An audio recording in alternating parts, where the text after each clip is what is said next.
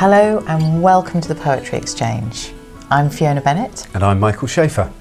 And it's really great that we're able to share with you this month's conversation that we had with actor Andrew Scott. It was an absolute pleasure meeting him and talking to him about the poem that's been a friend to him.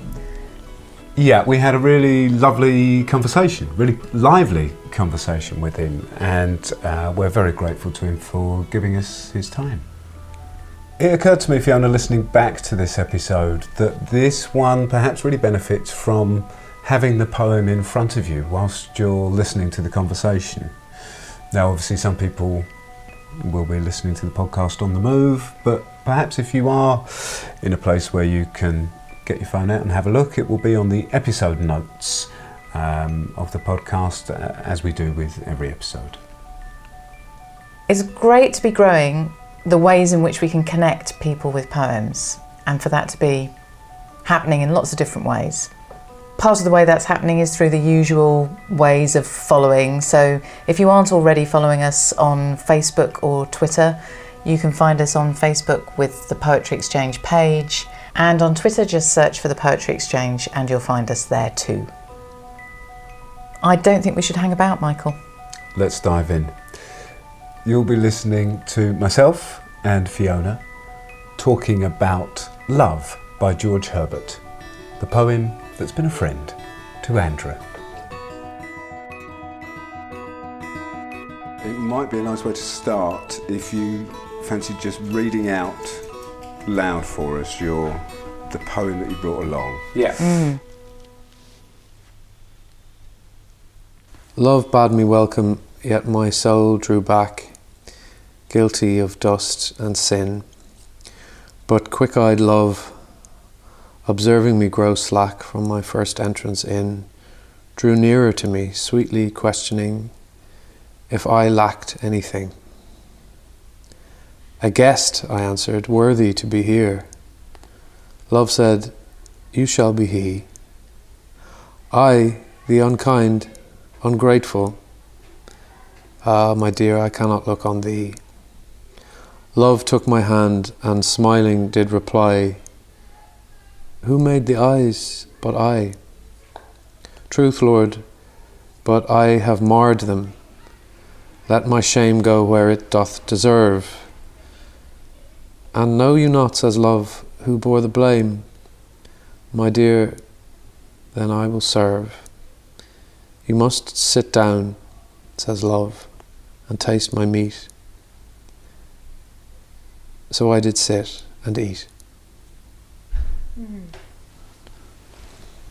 Where did you come across this? It's actually quite new to me. I was thinking about poems, and I've always loved poetry, actually. I've had a relationship with poetry since I was a kid. We used to do these kind of poetry competitions, I suppose you call them. Like reciting? A little bit like recitals, yeah, and sort of. Lovely. And you do Seamus Heaney or Paul Durkin or W.B. Yeats or a lot of the Irish poems. Because of course in those that's where I would have learnt about what acting is. So if you're sitting there and your peer who's 8, and you go, oh my God, he's done that so brilliantly. I understand that. I didn't understand that about the poem. But it forces you that only your way is going to be right for you. Yeah. So even if some kid says the poem in a completely different way, you have to try and do it your own way.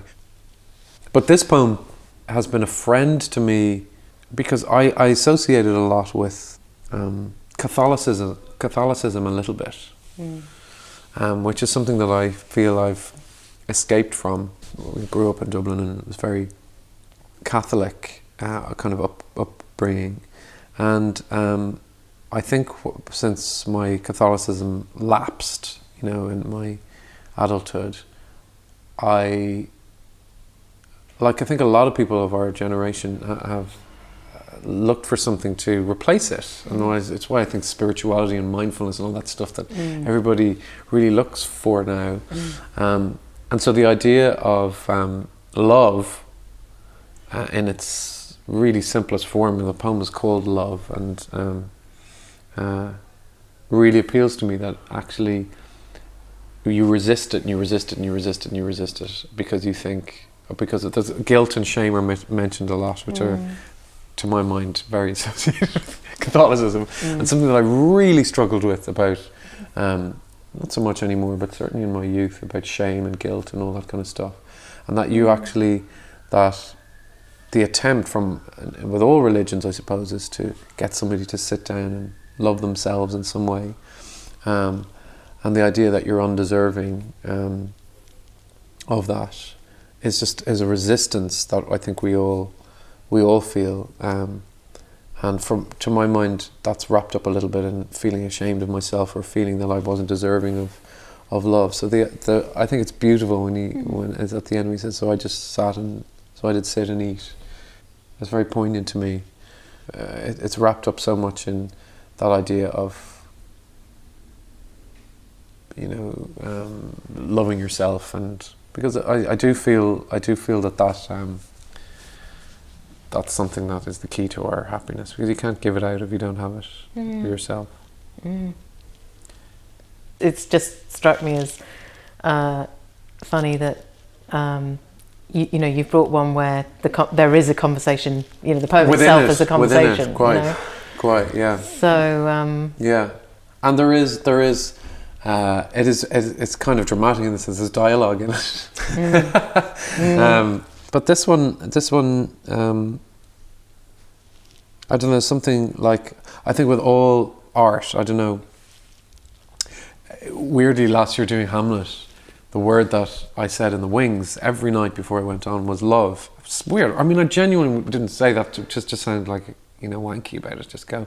But that to me is what, like, all art is. It's somewhere in there. Somebody said to me that our art is, the purpose of any art is to teach us how to live a better life. And to live a better life, you've got to love in some way, and something just being really simple. Because Hamlet, for example, is a play about revenge and grief and murder, and it can be, there's war in there. But I think it's a play about people who are struggling to love each other, or struggling to hate people that they actually love, and just to say that word, that I love those people, because there's a pressure, I think, in this current age, for us to not love people, to have a stance, because we're so angry that the world is separating so much. But it's to try and understand, and I think the reason why I think that's so beautiful here is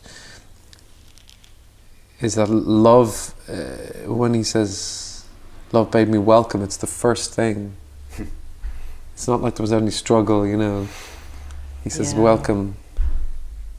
And he sweetly questioned if I lacked anything. What a brilliant thing to say. If I imagine someone saying to you, do you lack anything? I think we could all answer that really directly. If someone asks you a simple question, it's much easier to give you a simple answer. It sounds to me as if you've been able to sort of reject Catholicism because you've somehow just really clarified something for yourself which has taken its place. Yeah. And for me, I think, religion has served a purpose. Yeah. And it's about coming together of people in a community and singing together. Yeah, absolutely. And stories of what it is to lead a good life. Yeah, exactly. Serves a lot of really useful things, and actually we're all trying to find our way to get back to some of those things for ourselves. Exactly, that's exactly it. That the idea of community, that idea of trying our best, and but I suppose it's just that there were things, I suppose in relation to sexuality or just morality that I felt I just disagree with. So there is a religious aspect. He says, truth, Lord. Yes, I thought that. It's almost like God is love. Love is God. And of course that's got a whole bunch of religious connotations, the idea of God is love. But it, in the way that you're talking about it, kind of love is your God almost. Yeah, exactly. That is what I feel, and I do feel that. It's so lovely, in this poem, the personification of love in these little individual acts, like you were saying right at the beginning, that but quick-eyed love, observing me grow slack from my first, it drew nearer and quickly, it sort of caught me, could see that I couldn't come in. And so actually that idea of physical presence is very strong in this poem. And quick-eyed. This is what we can, lovely. What a gorgeous thing. Love, somebody who's quick-eyed. Quick-eyed love, isn't that great? Yeah, quick-eyed love. It's so beautiful because that idea that, if you are loved, you're able in a second to see if somebody is upset or vulnerable or what somebody needs. Or what somebody needs. It's quick-eyed because it means that you are really observant. It's so beautiful, and I don't know, it's kind of light in a way that's nice. It's not serious. Yes, there is that physical thing. Love took my hand. Yeah. I mean, that's just such a deft move, isn't it? To kind of just go, the poem's called Love, and love is a person in a room. Yeah. And to simultaneously escape any problem of romantic love, or exactly. We're not in that room at all. No. And we know we're not in that room. It's amazing. But what's so beautiful about it is that I suppose in a way you could be in that room. You could go as what happens so much. I think it can happen in relationships is that people feel that you resist it. You go that actually, in the sort of Hollywood scenario, we think, oh yeah, I love somebody, therefore I can be with them. But I think what happens a lot of the time is people resist the people that they love because it's too much, or they feel that they're not worthy of that love, that in some way it's going to hurt them because the love isn't within. So I do think that if you don't feel like you're worthy of it, you can't get access to the thing that you actually really, really need, and that's terribly sad. I cannot look on Conor McPherson has a beautiful, I think it's in The Weir, I can't remember what the exact line is, and he says he loved her so much he couldn't look her in the eye. It's so amazing. Oh God, it kind of breaks my heart that. Yeah, that says it. Yeah, I can't even look at the thing that I need and love. Yeah, you're absolutely right. It is. We can be in that room in this poem too. Absolutely, of course. Yeah, I mean, it's actually not the way I relate to it in a way, but in a way it could. No, it's great that you're bringing. It's great that we're discovering that about it, because I think like you, it's not my first. Yeah. Because of the tone of it, somewhere is not that, but actually, its significance in that way of loving one another is huge. Yeah, actually. Yeah, it manages to include the possibility of all of the various kinds of love I think you can think about without specifically pointing to any of them. Yeah. Which is kind of amazing. It is. Yeah. I wanted to ask you about truth, Lord, but I have marred them. Let my shame go where it doth deserve. And know you not, says love, who bore the blame? My dear, then I will serve. That's the one bit I go, I'm not quite sure what's happening there. So I'm okay. I have marred them. I've marred my eyes. I'm okay there. And then let my shame go where it doth deserve, which is not here, even though I'm hungry. Yes. And know you not, says love, who bore the blame.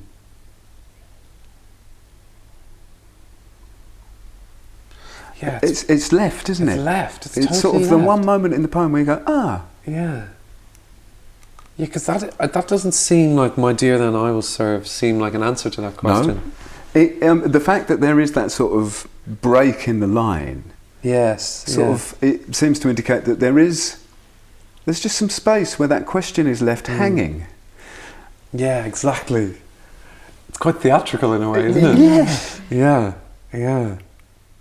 How do you see that, Fee? I mean, there's a question about who is saying, my dear, then I will serve. Yeah, that's true.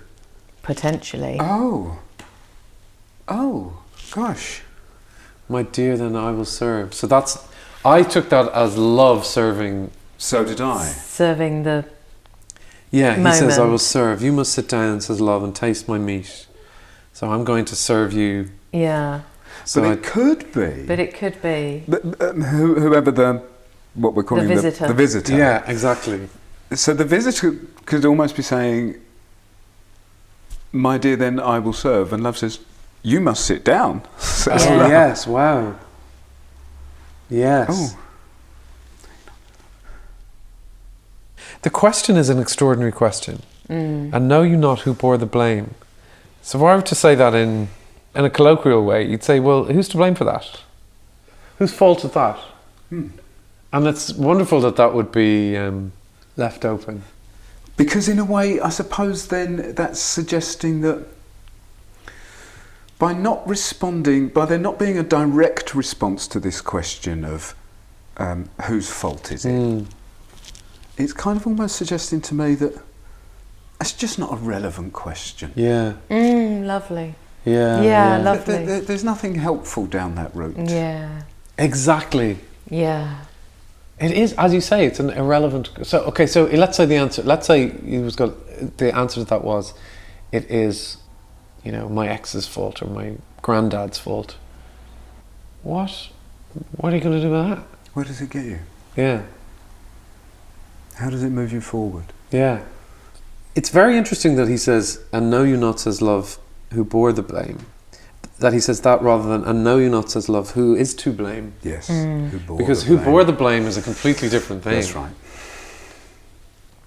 I suppose what it is it's like that thing, you're playing small doesn't serve the world. Yeah. So that if the all-encompassing, non-specific love, as this is, which covers all the loves, is saying, come, you're welcome. And I'm saying, no, I can't come in, I've got to go. Don't look at me. It seems ridiculous that somebody would say, no, I can't come in to love, doesn't it? You think, what? Just go in. And he has to be persuaded. I mean, for me, it's just a moment of going, that's taken care of. Yeah. Yeah. Not dismissed. It's understood to be full of all that difficulty and pain, but it's taken care of. Yeah. Because if you fixate with that, then we're not going to Exactly. sit here Doesn't together. matter. Exactly. So Just let's sit and just eat. And it's not talk. It's not talk, is Yeah. it? And people talk a lot. I love talking, but and it's again, in the theatre, the great actors are the ones who are able to listen. So that, like, you can have a line that means one thing on one particular night, and then on the next night can mean something else. If you're alive to the other person, if you're listening to the other person. And the That's idea getting harder and harder to do it is, isn't it? in the world, I Yeah. think. Well, yeah, the whole idea of a hashtag at the bottom of a screen now is to sort of type in what you think. So it's rather than it's not to sit and eat or sit and watch or sit and listen. It's to make your voice heard, even if you don't want to speak. And sometimes we should be allowed to reserve the right not to say anything. I just want to ask, because you said a few times it's come to me, or it's recent. I just wonder how you first met it, or if you've known it for a long while and then you've just picked it back up. No, somebody what sent it happened. to me. Somebody very close to me sent it to me. Great. It saying that I would love it, and I did. Yeah. Soften the way. I love when people send you things that are bits out of a book or a picture or something that you go, because it's quick-eyed, isn't it? You go, that person would, you go, I it's a lovely thing to be able to do. Love. Love bade me welcome, yet my soul drew back, guilty of dust and sin. But quick-eyed love, observing me grow slack from my first entrance in, drew nearer to me, sweetly questioning if I lacked anything. A guest, I answered, worthy to be here. Love said, you shall be he. I, the unkind, ungrateful, oh, my dear, I cannot look on thee. Love took my hand, and smiling did reply, who made the eyes but I?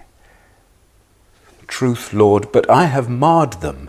Let my shame go where it doth deserve. And know you not, says Love, who bore the blame? My dear, then I will serve. You must sit down, says Love, and taste my meat. So I did sit and eat.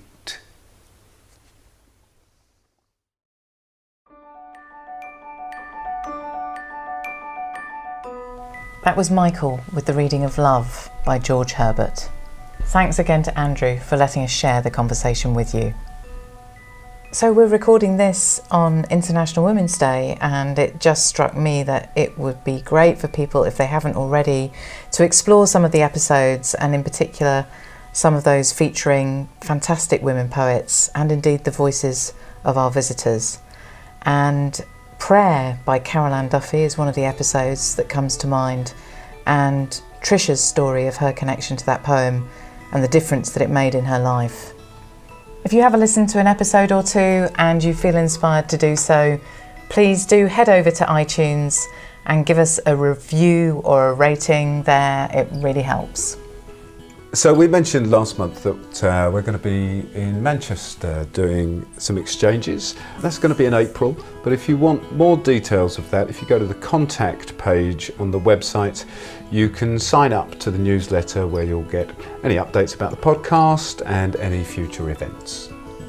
It's been really lovely for us to revisit this conversation, and I hope you've enjoyed listening too. Thank you for being with us.